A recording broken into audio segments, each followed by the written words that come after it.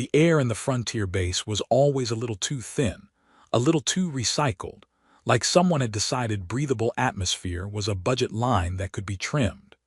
James Halberg sat at his console, watching Illyrian glyphs scroll across the hollow display, his eyes glazing over as he translated them into crisp, bland reports that no one read. He'd been told his job as a liaison was critical to peace between humanity and their long-eared neighbors.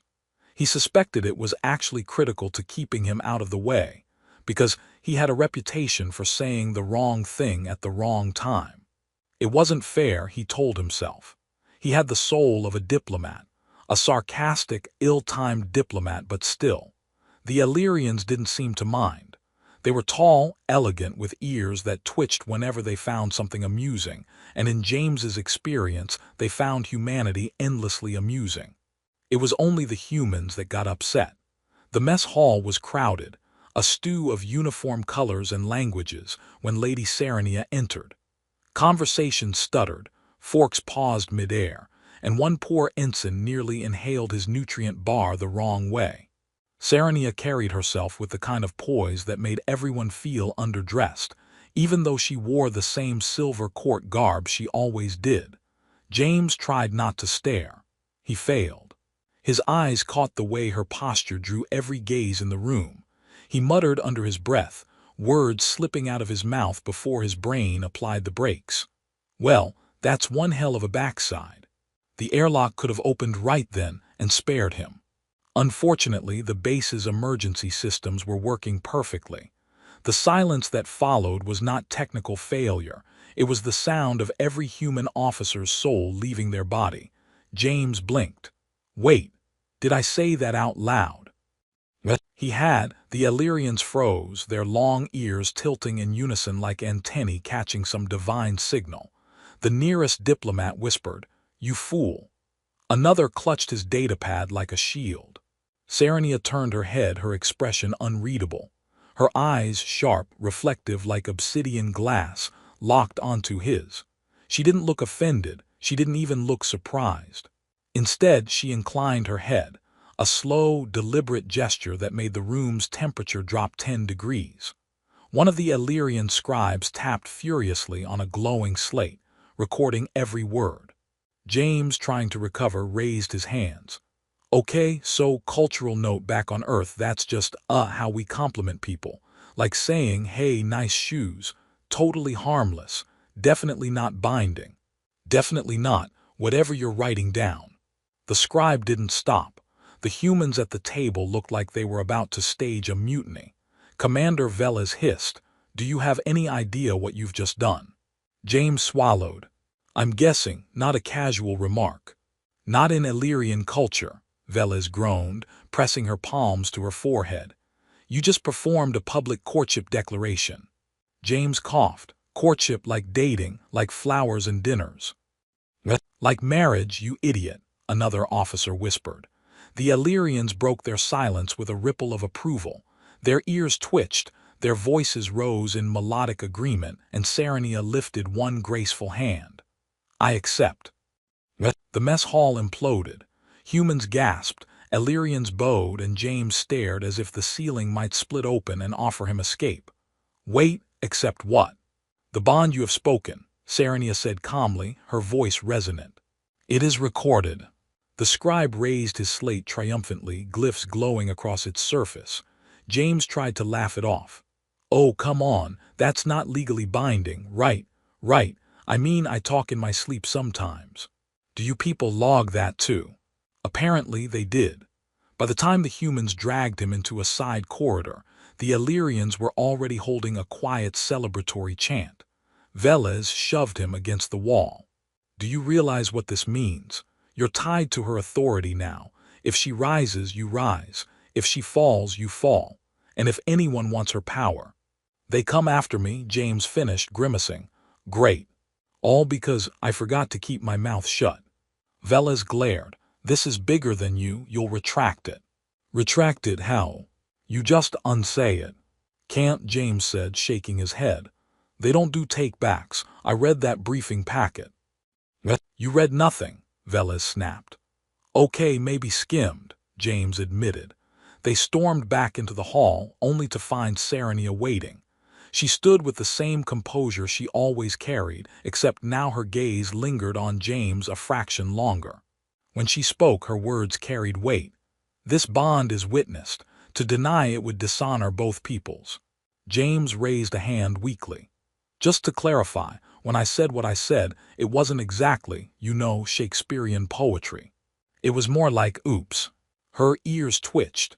"In our tongue, sincerity is measured not by design but by accident. Your unguarded words are more binding than any vow rehearsed."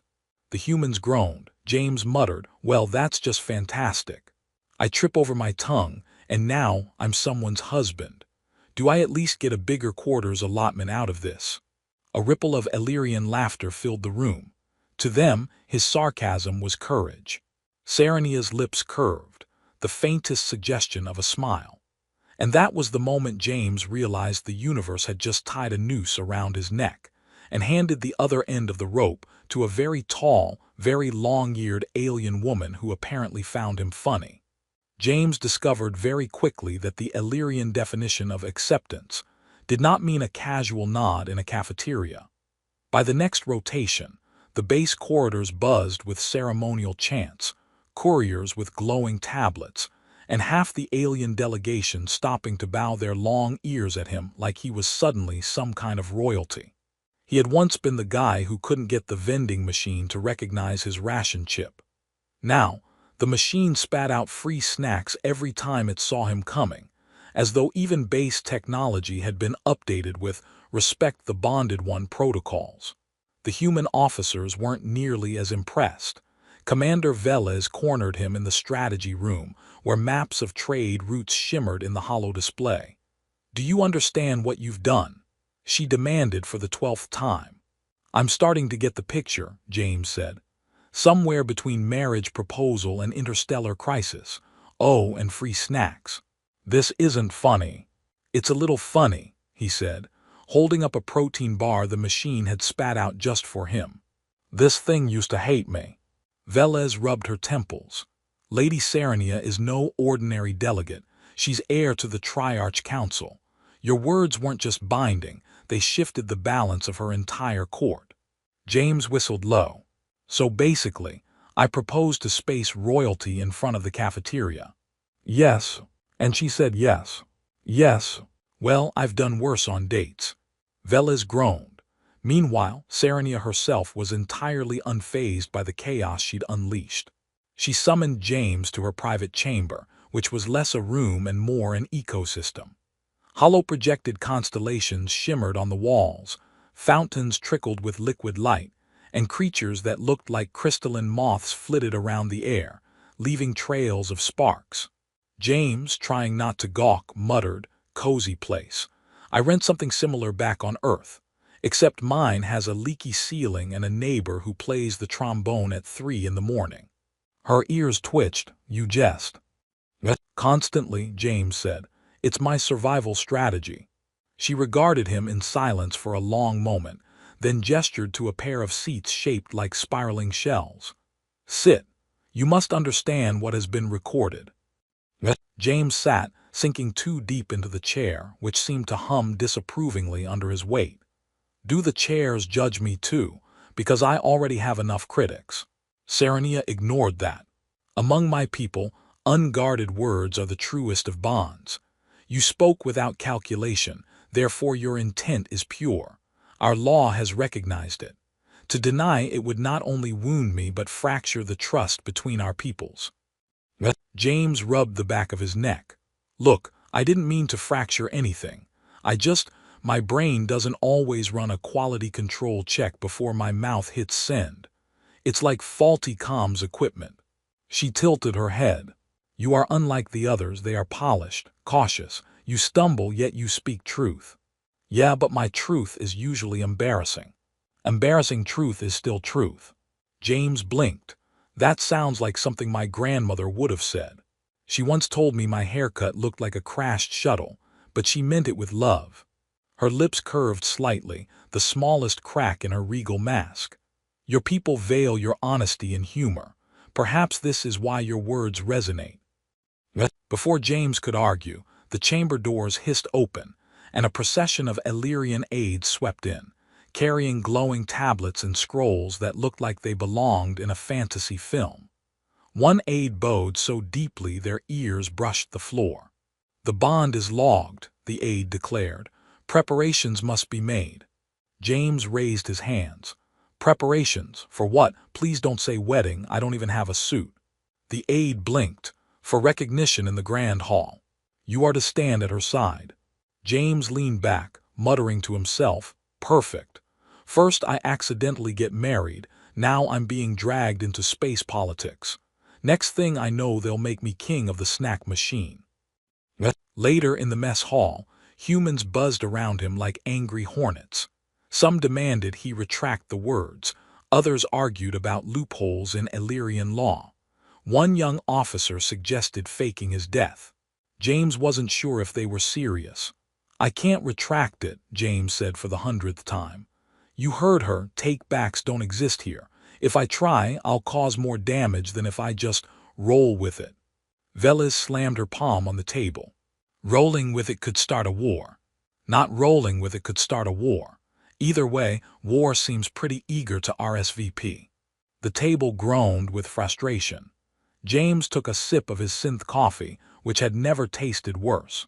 Across the hall, Illyrian rivals watched him like hawks. Their long ears twitched, but not with amusement, with calculation. James tried to ignore it. He failed. That night, Serenia intercepted him in the corridor. She walked with effortless grace, and when she stopped, the lights seemed to bend toward her. "You will accompany me tomorrow. The court must see us together." James sighed. "So we're really doing this? No escape hatches? No intergalactic annulment forms?" Her eyes glimmered. "You fear this bond." "I fear a lot of things. Mostly saying something even dumber than what I already said. But hey, I guess that's my brand now."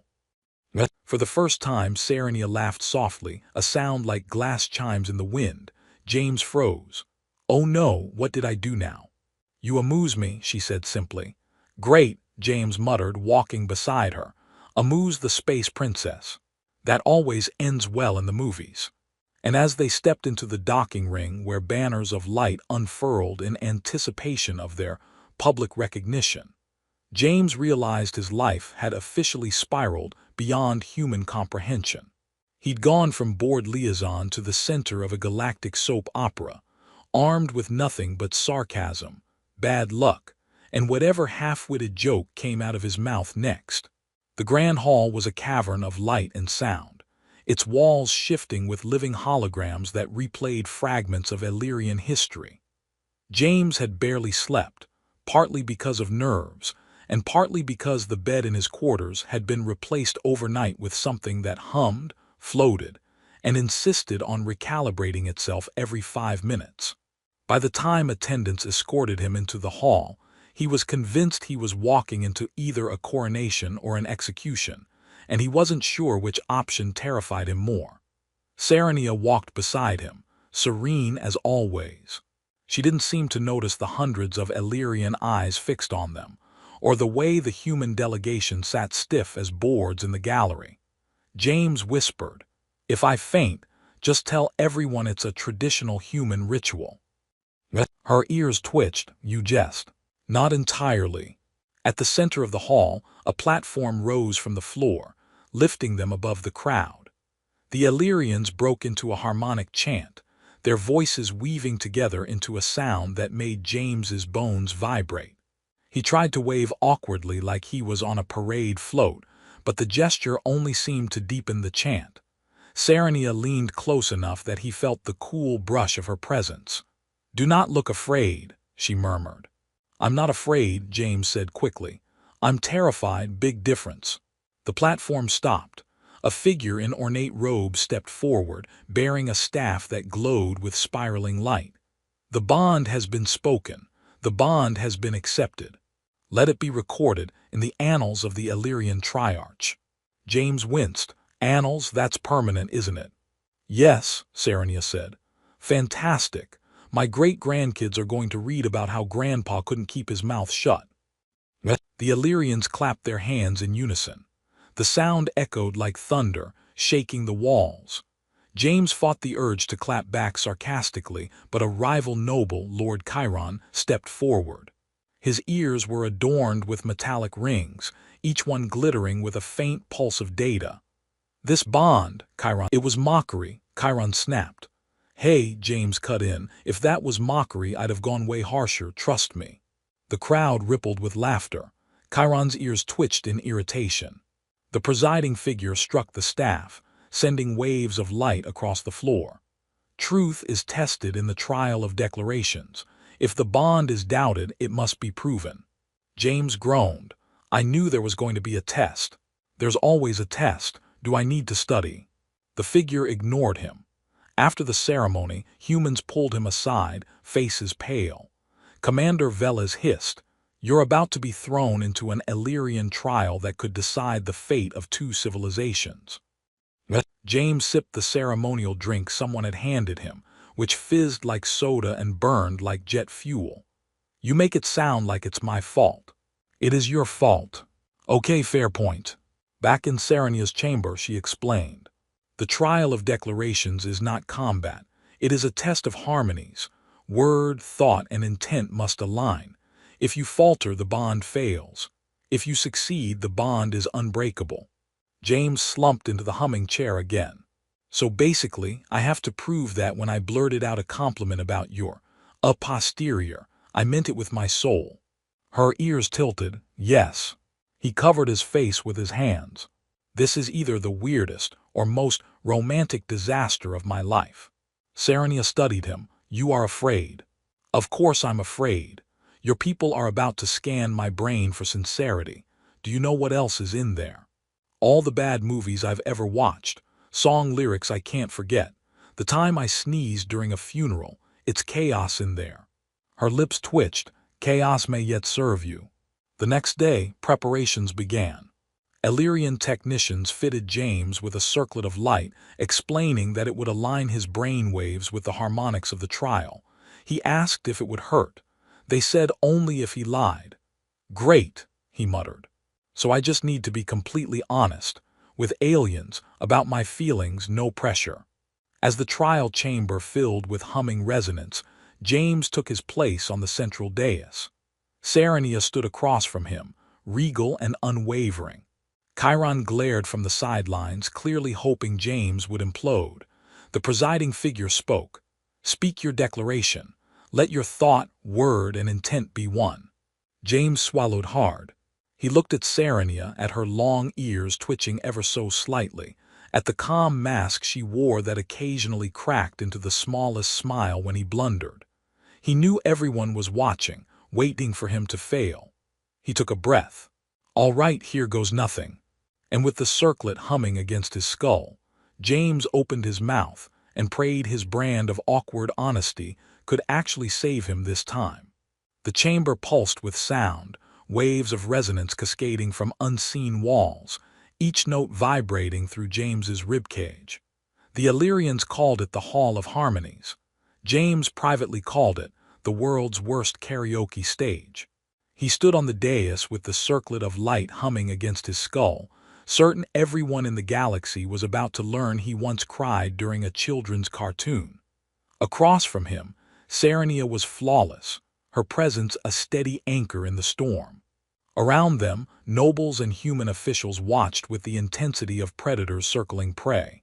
James swallowed, feeling the circlet tighten whenever his thoughts skittered too far into panic. The presiding figure lifted the staff. "Speak." James cleared his throat. "Look, I'm not a poet, I'm not even good at emails, but here's the truth. When I said what I said, it wasn't a strategy, it wasn't diplomacy, it wasn't even smart. It was just me being me, blundering, blurting, no filter. And I guess in your culture that's considered pure, which is weird because back home it's just considered socially hazardous." The chamber rippled with laughter, Illyrian ears twitching in amusement. Chiron, lurking at the edge, looked like he'd swallowed a lemon. The circlet flared, beams of light spilling upward as if translating his words into resonance.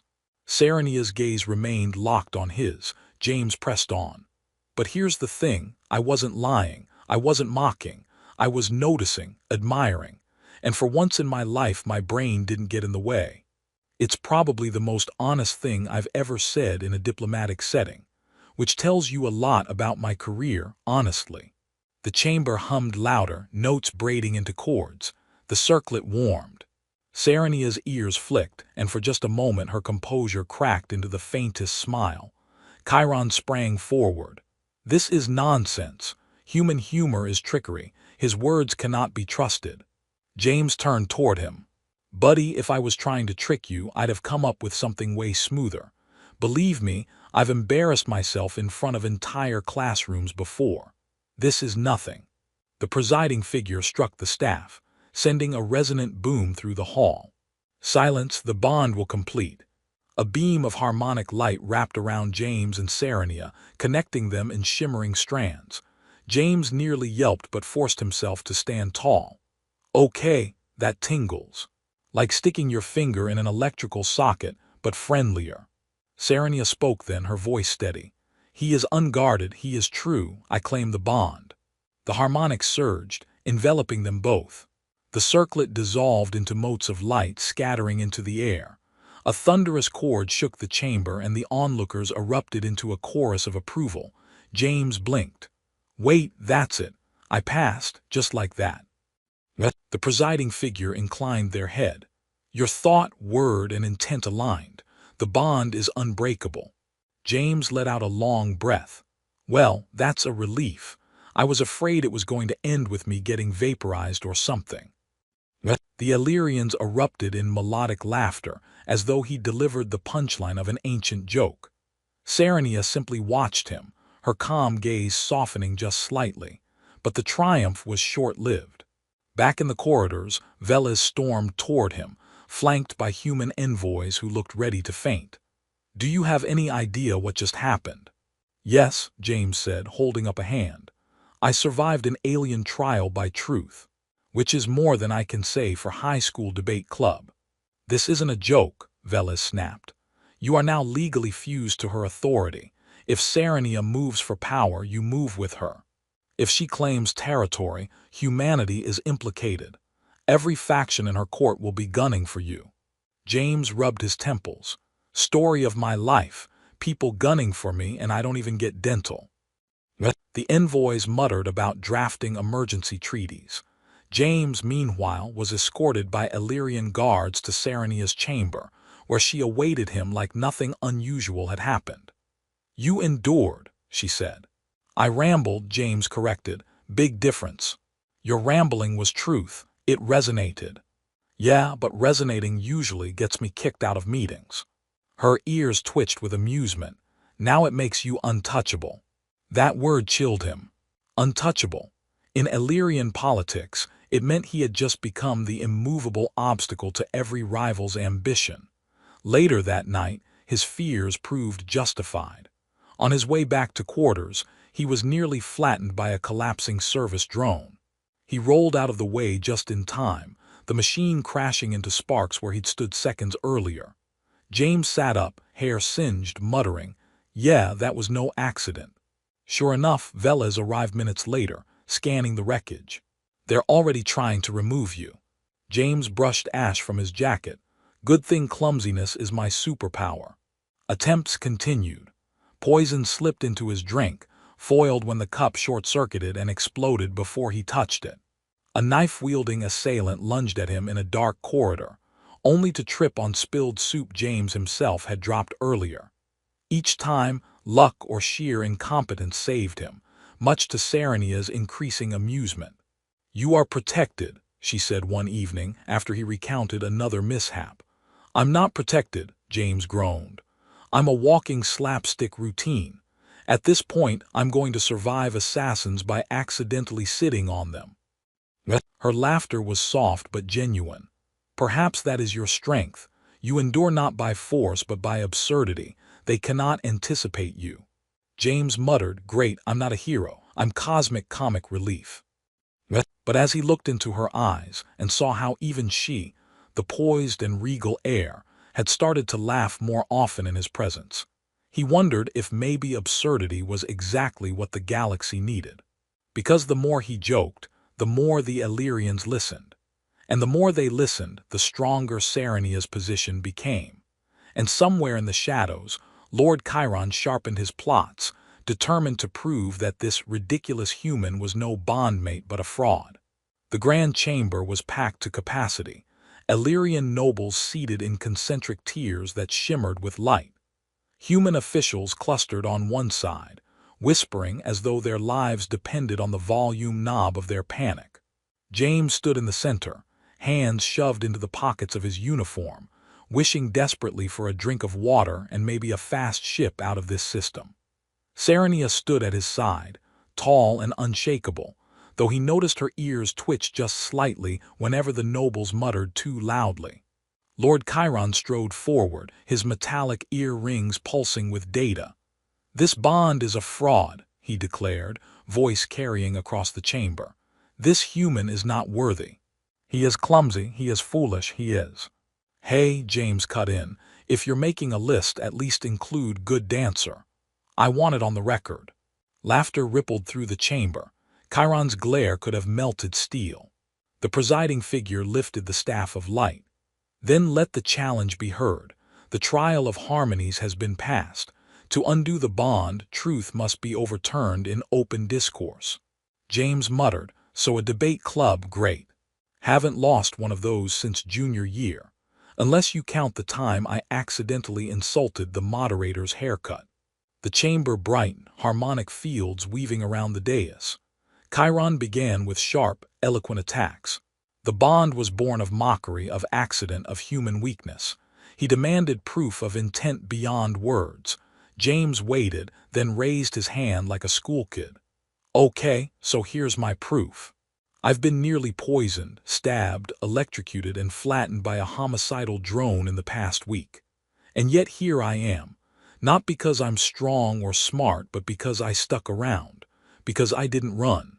Because every time someone tried to get rid of me, I stood back up, sometimes because I slipped on soup, sure, but still. I stood back up." The harmonics pulsed, catching his words and twisting them into chords that resonated through the chamber. He turned toward Serenia. "I didn't mean to bind myself to you, but now that I'm here, I don't regret it. You keep laughing at my mistakes, and somehow that makes me feel less like a mistake. If that's not real, I don't know what is." Serenia's ears lifted, and for the first time she allowed herself a full smile, not just the faint curve of lips but an open, luminous expression that silenced the chamber. "I claim his words. I claim his truth." The chamber erupted. Harmonies cascaded, light pouring down in radiant waves. The presiding figure struck the staff. "The bond stands. It is unbreakable. Authority flows through it." Chiron staggered back, his protest drowned by the resonance. His rivals glared at him, realizing his schemes had collapsed. The human officials sagged in relief, some even clapping uncertainly as though afraid applause might be a diplomatic incident. James turned to Serenia. "So, does this mean we're officially official? Because I didn't even get a chance to buy you dinner first." Her laughter rang clear, and the Illyrians echoed it, their culture taking his humor as sacred sincerity. The bond was sealed in sound, not just by law but by laughter. Later, as the chamber emptied, Veles caught him in the corridor. "You've changed," she said grudgingly. "When this started, you were a liability. Now somehow you're an asset." James shrugged. "Guess I finally found a use for my mouth." Serenia appeared then, her presence as steady as always. "You endured by being true to yourself. That is rare." "Rare," James said, "or just reckless?" "Both," she admitted. He walked beside her through the glowing corridors of the base, banners of light unfurling overhead in celebration. For once, he didn't feel like he was stumbling. He felt chosen in a way that wasn't just accident. When they reached the docking ring, Serenia paused. "Our peoples will see this bond as hope. They will build peace upon it. And you, me, you will keep them laughing. That is more powerful than fear." James grinned. "So my destiny is to be the galaxy's class clown. Figures." Her ears twitched in amusement. "No, you are the galaxy's truth disguised as laughter." He thought about that, about all the chaos, the near deaths, the ridiculous twists that had led him here. And for the first time, he felt at peace with it. "Fine," he said, "but I'm still getting a bigger bed." She laughed again, the sound carrying through the corridor, and James realized that in a universe balanced on treaties and rivalries, laughter might just be the strongest bond of all. And so, the accidental confession of a weary liaison became the foundation of peace, built not on strategy, but on sincerity, sarcasm, and the undeniable strength of unguarded words.